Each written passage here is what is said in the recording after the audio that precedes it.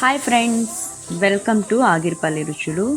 ఈరోజు అయితే మనం చికెన్ కర్రీ చేసుకుందామండి.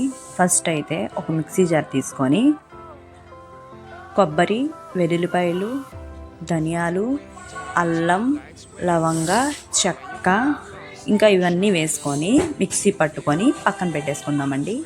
ఒక బౌల్ తీసుకొని దాంట్లోకి చికెన్ ముక్కలు వేసుకొని ఫ్రెష్గా నీట్గా కడుక్కొని తీసుకోవాలండి. ఇంకా దాంట్లోకి పసుపు అయితే యాడ్ చేసుకుందాం.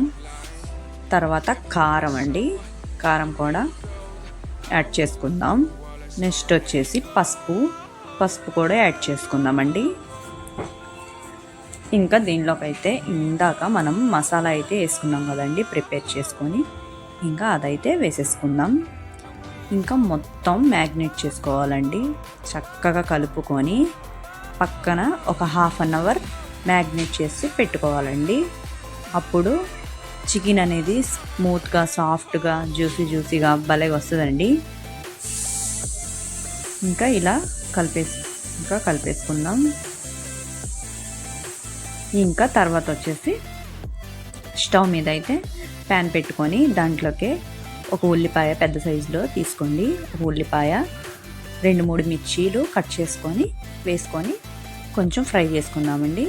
ఇంకా ఫ్రై అయిన తర్వాత ఉల్లిపాయలు ఇంకా ఇందాక మ్యాగ్నేట్ చేసి పెట్టుకున్నాం కదండి, అదైతే చికెన్ అయితే వేసేసుకొని కొంచెం అయితే కలుపుకుందామండి.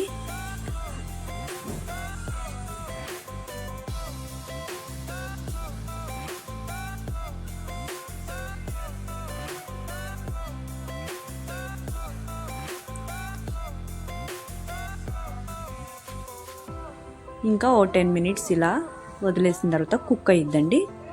కుక్ చేసుకుందాం. ఒక రెబ్బ కరివేపాకు అయితే యాడ్ చేసుకుందామండి. ఫ్లేవర్ కోసం కరివేపాకు వేసుకుంటే ఫ్లేవర్ అనేది చాలా బాగుంటుందండి.